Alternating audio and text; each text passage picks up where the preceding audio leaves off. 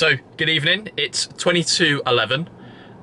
There has been a bit of an emergency and I need to run something down to London Heathrow Airport. Now, just so you know, I live in Hull, but I need to detour to York to go pick something up and then drive it straight down to London Heathrow. It is sort of time dependent. I really need to be there around 5-6 in the morning. A bit earlier would be also great. So let's see what happens. I have done absolutely no planning whatsoever on this journey at all. I haven't even, in fact actually I was picking someone up from the airport, Humberside Airport. There's a bong. And I'm currently on 3 out of the 8 bars, which could mean either 40%. I've got 60 miles remaining. I have done absolutely no plan in terms of rapid charging, which I'm going to have to do at this journey, and I'm still going to have to maintain a good speed as well. So we can also have a look at some of the charging speeds across, you know, sequential consecutive rapid charges. So let's see how it goes. If my next update to you is on the side of the road, I'll let you know. So.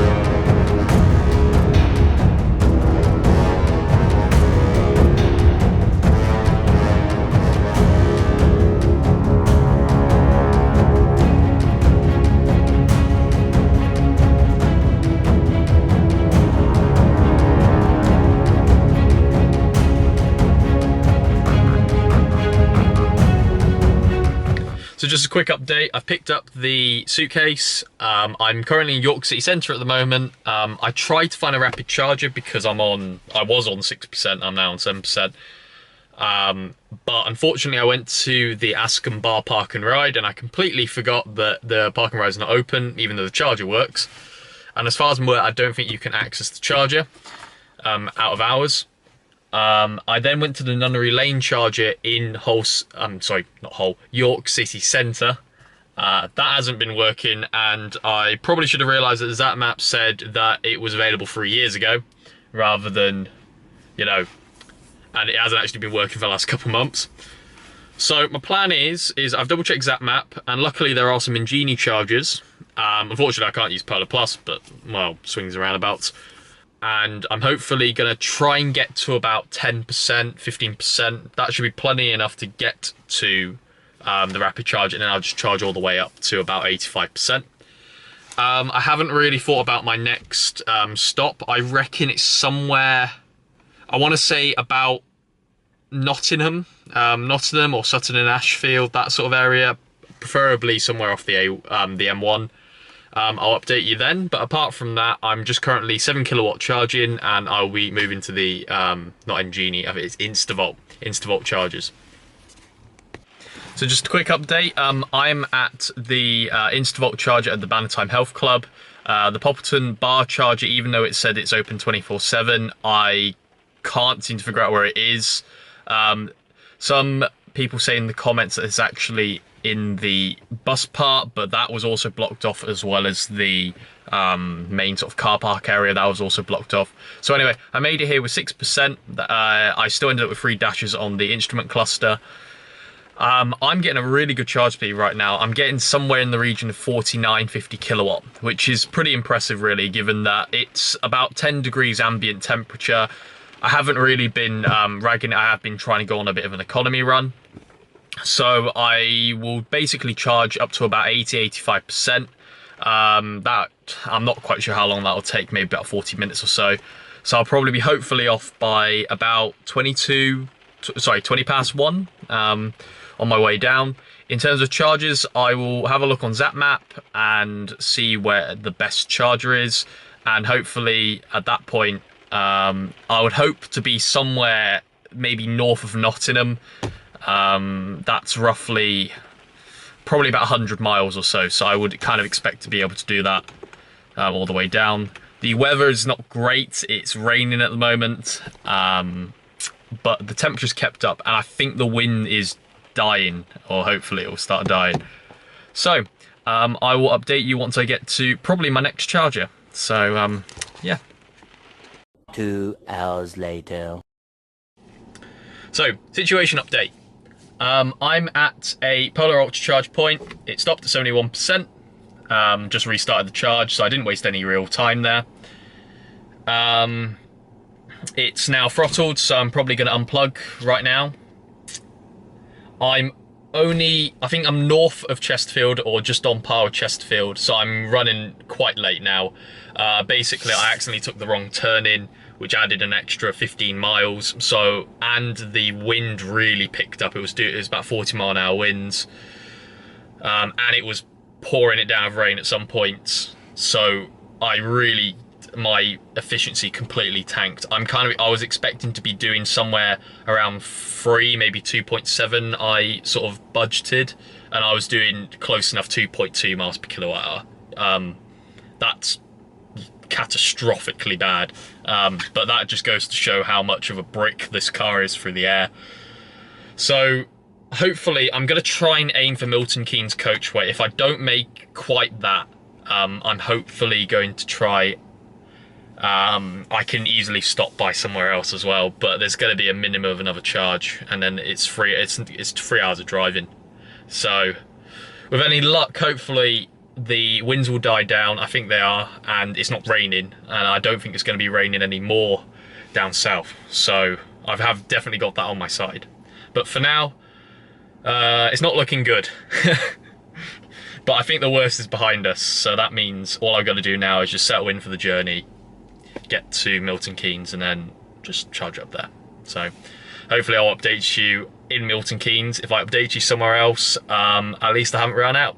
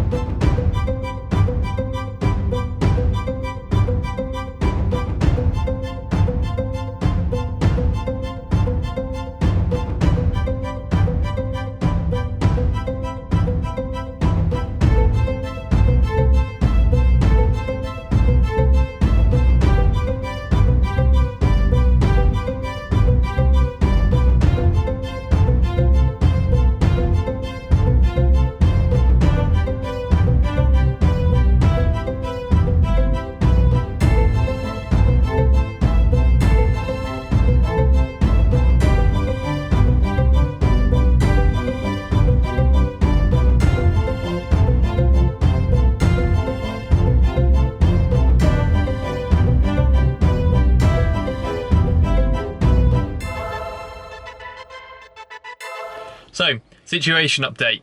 I am at the Holiday Inn in Rugby. I didn't make it to the Milton Keynes coachway, and luckily I did pull off because I came here on 22%. So realistically, 22%, 30-ish miles, I don't think that would have been a particularly wise decision. Luckily there is a Polar Ultra charger here. It's at 65%.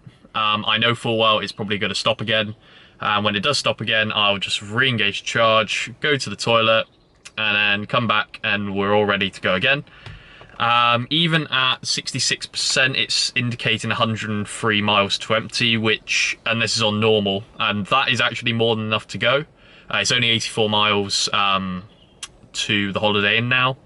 So As far as I'm aware, would I do this journey again without any planning? No. And I'm probably going to re-emphasise that once we get to the Holiday Inn by Heathrow.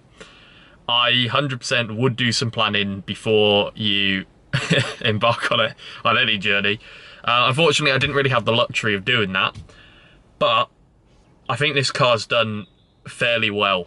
You know, there hasn't been, apart from the charges in York, which I should have probably already known that it's been a problem for a very long time anyway. Problem with the rapid charges in York, everything seemed to have gone sort of fairly well. I've had coffee, I've had a lot of Red Bull. I think this is a pint, nearly a pint of Red Bull, which hence my bladder anxiety is more important now than my range anxiety. And everything seemed to go okay. My ETA is definitely going to be about an hour later than I kind of expected. It's going to be somewhere around 7 AM, maybe a bit later, and that's fine. So yeah, I think now it's just get the car to Heathrow, Holiday Inn. I think they actually have charging points there, so I'll just plug in the car overnight.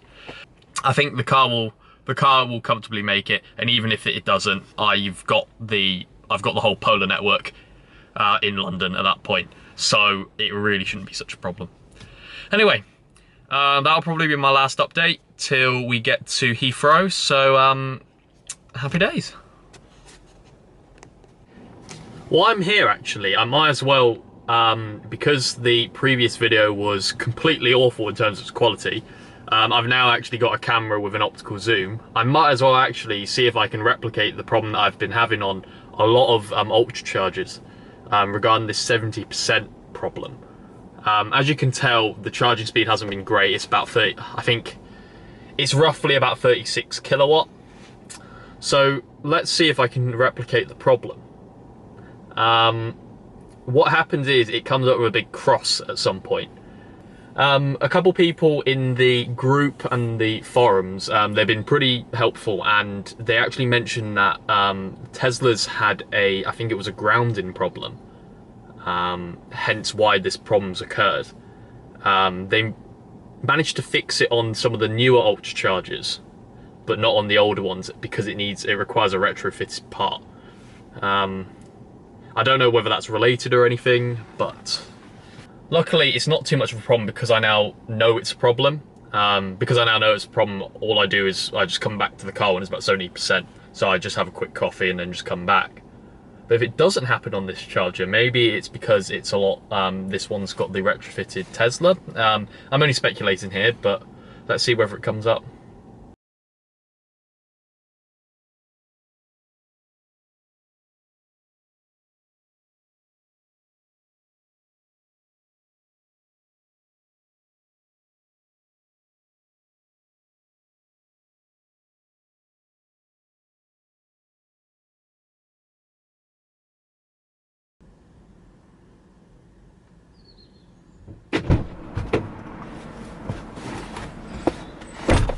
So, right, I've just come back from the loo, and it's done it. So basically, at this point, if it does happen to you, all you do is you basically just,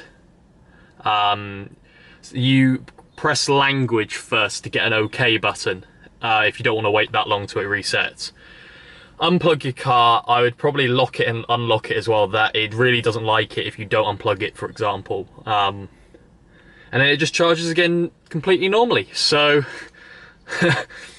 God knows why, but I've reported this to Polar and they haven't really got back to me yet. It's been about a month now, so, but yeah, that's the problem.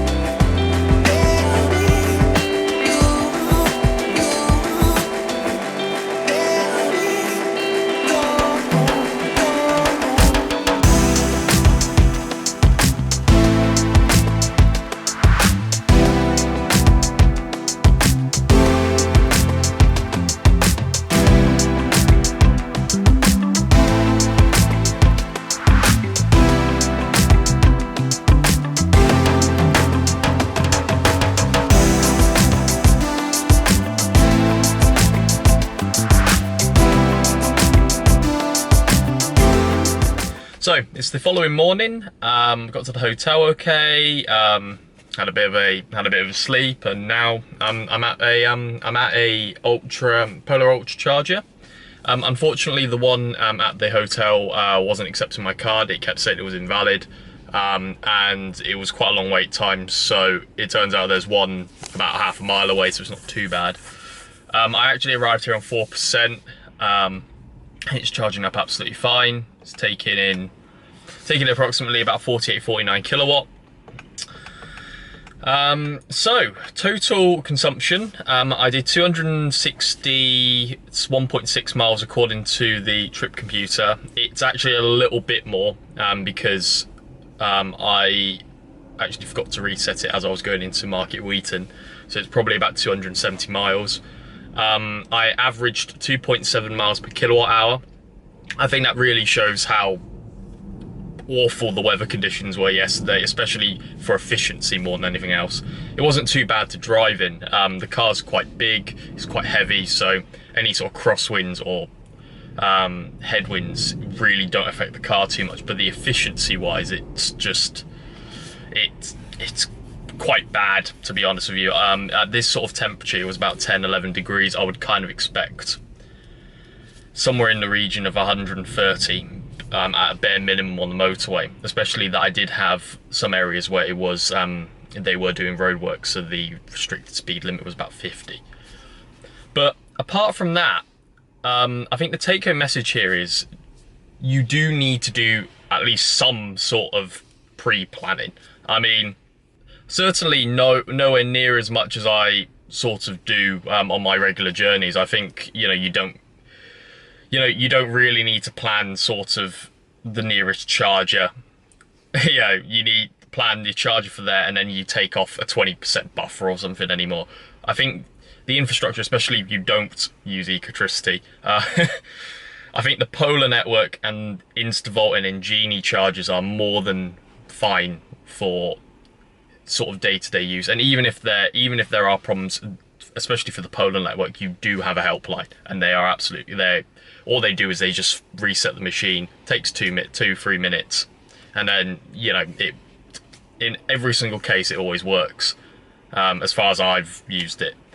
So yeah, I think, would I do this again? Well, you have no choice. So at the end of the day, it kind of shows that electric vehicles, especially now in 2019 and definitely come 2020, 2021, we do have vehicles with the range now. There wasn't really at any point where I had range anxiety, because I knew full well that if I couldn't make it to a charger, like for example to one to Milton Keynes, I could just stop earlier. And from that, I wouldn't call it plain sailing, but certainly it's definitely doable now. It's a far cry from, I remember watching, was it a fully charged video or was it a fifth gear video? But this was in 2010, 2011, and they had a Mitsubishi i-MiEV, and and it took them, they had to charge for 6 hours to do 50 miles. Clearly nowadays it's definitely not the case, and especially as the temperature warms up for the ZS EV specifically, you're not going to have a problem with charging speed or range anymore. So be sure to subscribe, be sure to like the video as well, and I'll talk to you later.